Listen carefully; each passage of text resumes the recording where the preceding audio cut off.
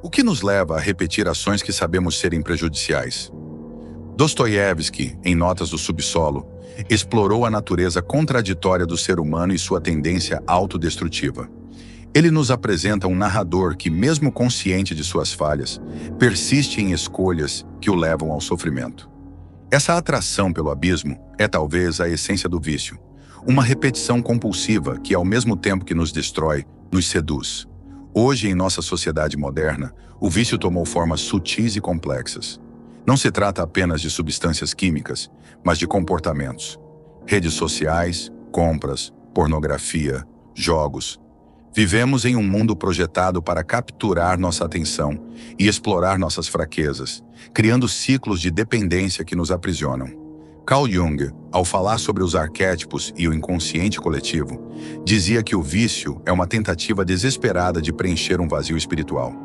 Ele via o comportamento viciante como um substituto para uma conexão perdida com o eu mais profundo. Para Jung, o vício não é apenas uma fraqueza, mas um grito de socorro da alma. Do ponto de vista da neurociência, essa repetição compulsiva tem raízes biológicas claras. O sistema de recompensa do cérebro, mediado pelo neurotransmissor dopamina, é ativado toda vez que experimentamos prazer. Comportamentos viciantes sequestram esse sistema, criando uma busca incessante por sensações prazerosas. Estudos mostram que, com o tempo, o cérebro se adapta, exigindo estímulos cada vez mais intensos para alcançar o mesmo nível de satisfação, um fenômeno conhecido como tolerância. Na psicologia, o vício é frequentemente associado a mecanismos de enfrentamento disfuncionais. Pessoas que enfrentam traumas, solidão ou falta de propósito muitas vezes recorrem ao vício como uma forma de anestesiar a dor. No entanto, como o narrador de Notas do Subsolo descobre, essa fuga é temporária e, frequentemente, intensifica o sofrimento original.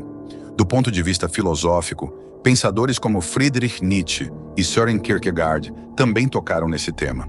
Nietzsche, em sua busca pela superação do niilismo, via o vício como um sintoma de uma vida sem significado. Kierkegaard, por sua vez, argumentava que o desespero, uma característica central do ser humano, frequentemente leva ao apego a coisas que prometem uma felicidade fugaz, mas nunca satisfazem plenamente. No cotidiano, vemos isso refletido em comportamentos comuns. Quantas vezes abrimos o celular sem motivo aparente, rolando pelas redes sociais em busca de algo que nem sabemos definir? Quantas pessoas recorrem a compras ou a comida como forma de aliviar o estresse? Esses padrões, embora aparentemente inofensivos, podem se transformar em vícios quando assumem o controle de nossas vidas. Dostoiévski nos alerta para a natureza paradoxal do ser humano. O narrador de Notas do Subsolo sabe que suas ações são irracionais, mas as justifica como uma expressão de sua liberdade. Ele diz: "O homem é uma criatura caprichosa, e talvez, como um jogador de xadrez, ame apenas o processo de alcançar o objetivo, e não o objetivo em si." Esse amor pelo processo, mesmo quando destrutivo, é uma característica central do vício. No final, o fascínio do vício reside em sua dualidade. Ele oferece alívio imediato, mas rouba a liberdade a longo prazo. Essa é a primeira armadilha do vício. Ele se apresenta como uma escolha, mas se transforma em uma prisão. Tudo o que negamos em nós mesmos grita por reconhecimento. Essa frase, atribuída a Carl Jung, sintetiza o conflito central do vício. Ele não é apenas um comportamento externo, mas uma manifestação de forças internas que evitamos enfrentar. No vício, encontramos um reflexo sombrio de nossos desejos reprimidos e da nossa incapacidade de lidar com o vazio existencial. No clássico literário Notas do Subsolo, Dostoiévski nos apresenta um personagem atormentado pela autoconsciência. Ele vive preso entre o desejo de controle absoluto sobre sua vida e a incapacidade de escapar dos impulsos destrutivos. Ele sabe o que é certo, mas não consegue agir de acordo com essa consciência, dizendo: "Quanto mais consciente sou, menos capaz sou de agir." Essa paralisia reflete a essência do vício. Uma batalha constante entre razão e instinto, onde o instinto muitas vezes vence. Na neurociência, essa luta é explicada pelo conflito entre o córtex pré-frontal, responsável pela tomada de decisões racionais, e o sistema límbico, que governa as emoções e impulsos. Estudos mostram que, em pessoas com vícios, o córtex pré-frontal é menos ativo, dificultando a resistência a comportamentos compulsivos. É como se o cérebro estivesse sendo sequestrado pelos desejos mais primitivos. Além disso, o vício afeta a maneira como processamos as recompensas. O sistema de dopamina, fundamental para o prazer e a motivação, se torna hiperativo diante de estímulos viciantes. Por outro lado, atividades normais, como interações sociais ou hobbies, perdem sua capacidade de trazer satisfação. Isso cria um ciclo onde o indivíduo busca cada vez mais a fonte do vício, enquanto o resto da vida se torna insípido. Do ponto de vista psicológico, Sigmund Freud viu o vício como uma manifestação do princípio do prazer, onde a mente busca aliviar o desconforto imediato, mesmo às custas de consequências futuras. Freud argumentava que o inconsciente humano é um terreno fértil para desejos conflitantes, e o vício pode ser entendido como uma tentativa de escapar desses conflitos, ainda que temporariamente. Na filosofia, Kierkegaard introduz a ideia do desespero consciente, um estado onde o indivíduo reconhece o vazio de sua existência, mas não encontra forças para enfrentá-lo. Esse desespero pode levar ao vício como uma forma de preencher esse vazio com algo tangível, ainda que prejudicial. Ele escreveu: "O desespero não é apenas um pecado contra Deus, mas também contra si mesmo." Nos dias de hoje, essa luta entre controle e compulsão se manifesta em várias áreas. Redes sociais, por exemplo, foram projetadas para explorar nossas vulnerabilidades psicológicas. Cada notificação, cada curtida, cada comentário ativa o sistema de recompensa, criando uma dependência quase invisível. E como no caso do narrador de notas do subsolo, estamos conscientes de que somos manipulados, mas continuamos presos ao ciclo. Outro exemplo moderno é o vício em jogos online ou apostas. Essas atividades não apenas oferecem uma fuga da realidade, mas também criam um senso artificial de conquista. No entanto, essa conquista é vazia, pois não está enraizada em esforço ou significado real. Dostoiévski, em sua análise da condição humana, sugere que parte do apelo do vício é a ilusão de controle. Ele escreve: "O homem ama criar e abrir caminho para si mesmo, mas não será ele também apaixonado pela destruição? Essa paixão pela destruição, ou pelo caos, é uma forma de reafirmar sua liberdade, mesmo que de maneira autodestrutiva. No fim, o vício é um espelho do nosso inconsciente. Ele nos força a confrontar verdades que preferiríamos ignorar. Mas como Jung advertiu, aquilo que não enfrentamos dentro de nós acabará nos controlando de fora." E o homem nasce livre, mas por toda parte está acorrentado. Esta frase de Rousseau ecoa profundamente quando refletimos sobre o vício.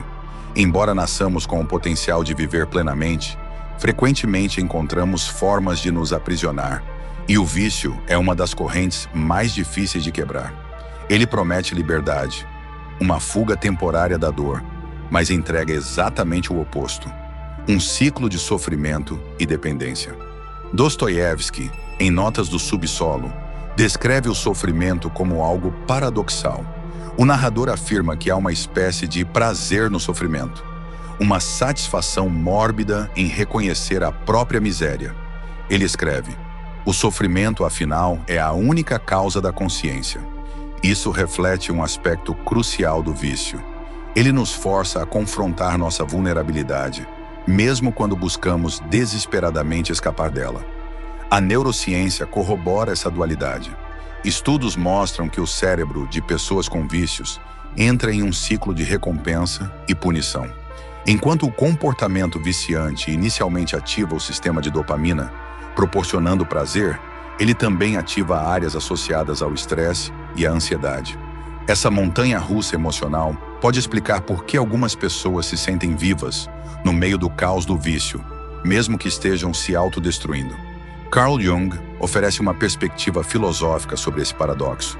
Ele acreditava que o sofrimento humano é essencial para o crescimento. Sem sofrimento, não há transformação, dizia ele. O vício, nesse sentido, pode ser visto como um desvio desse processo. Em vez de enfrentar o sofrimento de frente e crescer a partir dele, usamos o vício como uma forma de anestesia emocional, adiando, mas nunca evitando, o confronto com nossas feridas internas. Na filosofia de Friedrich Nietzsche, encontramos outra camada de entendimento. Nietzsche falava do conceito de eterno retorno, onde cada escolha que fazemos deve ser vista como algo que repetiríamos eternamente. Sob essa lente, o vício é uma escolha que nos condena a um ciclo interminável de repetição. Ele também criticava o que chamava de moralidade de rebanho, a tendência de seguir impulsos e convenções sem reflexão crítica. Em muitos aspectos, o vício pode ser entendido como uma submissão a esses impulsos, uma renúncia à autonomia. No dia a dia, vemos isso claramente em hábitos aparentemente inofensivos. O ato de abrir um aplicativo no celular, buscar uma dose de cafeína ou mergulhar em séries intermináveis pode parecer trivial, mas são exemplos modernos de como buscamos escapar de momentos de silêncio e introspecção. Esses pequenos vícios frequentemente mascaram problemas maiores, como insatisfação com a vida ou uma sensação de vazio. Rubem Alves, um dos pensadores brasileiros mais sensíveis à condição humana, comparava o vício a um rio caudaloso que nos leva, sem que percebamos, para um destino não escolhido. Ele dizia: a maior solidão é a ausência de si mesmo. No vício, muitas vezes perdemos o contato com quem realmente somos, substituindo nosso eu autêntico por um conjunto de hábitos e compulsões. No entanto, Dostoiévski nos lembra de que, mesmo no subsolo da existência, há espaço para a redenção. Ele escreve: o segredo da existência humana não está apenas em viver, mas em saber para que se vive. Talvez o vício, com todo o seu sofrimento, seja um lembrete de que precisamos encontrar um propósito maior, algo que nos mova além do prazer imediato. Ainda assim, o encantamento do vício reside na promessa de uma escapada fácil. Ele sussurra que podemos evitar a dor e ainda assim encontrar prazer. Mas como vemos na literatura, na neurociência e na vida cotidiana, essa promessa é ilusória. O preço da fuga é a perda de liberdade, e a liberdade é o que define nossa humanidade. Aquilo que você tenta evitar acaba moldando quem você é. Esta reflexão de Carl Jung nos leva ao cerne do enigma do vício. Ele não é apenas uma força destrutiva, mas também um espelho do que carregamos por dentro. Como um reflexo distorcido de nossas falhas e desejos, o vício nos força a encarar aquilo que preferimos esconder. Na literatura clássica, a obra O Retrato de Dorian Gray, de Oscar Wilde, oferece uma metáfora poderosa para o vício e suas consequências. Dorian, obcecado por manter sua juventude e beleza, faz um pacto sombrio. Seu retrato envelhecerá e mostrará os sinais de sua decadência, enquanto ele permanecerá intocado. À medida que Dorian mergulha em uma vida de excessos e imoralidade, seu retrato se transforma em um reflexo grotesco de sua alma corrompida. Essa ideia de um espelho oculto encapsula o que o vício realmente é: um acúmulo das escolhas que fazemos para evitar enfrentar nossa própria verdade. No campo da neurociência, essa metáfora ganha uma base científica. O vício cria mudanças físicas no cérebro, alterando os circuitos responsáveis pela tomada de decisão, memória e controle emocional. Esses circuitos deformados funcionam como o retrato de Dorian Gray. Mesmo que não possamos ver os danos externamente, eles estão lá, moldando nossa percepção do mundo e nos prendendo em ciclos de comportamento autodestrutivo. Do ponto de vista psicológico, Carl Rogers, um dos fundadores da psicologia humanista, destacou a importância da autenticidade. Ele acreditava que grande parte do sofrimento humano vem da incongruência entre quem somos e quem acreditamos que deveríamos ser. O vício, nesse contexto, pode ser entendido como uma tentativa de preencher essa lacuna. Uma tentativa falha de ser quem não somos, ou de escapar do desconforto de nos tornarmos quem deveríamos ser. Já na filosofia, Jean-Paul Sartre traz um olhar existencial sobre o tema. Ele descreveu o conceito de má-fé, a negação da liberdade e responsabilidade que temos sobre nossas escolhas. O vício pode ser visto como um exemplo claro dessa má-fé, onde culpamos fatores externos por nosso comportamento, em vez de assumir a responsabilidade por nossas ações. Sartre dizia: "O homem está condenado a ser livre." Essa condenação à liberdade significa que somos os únicos responsáveis pelo que nos tornamos, mesmo quando escolhemos o vício. No cotidiano, essa dinâmica se manifesta de maneiras sutis e aparentemente inofensivas.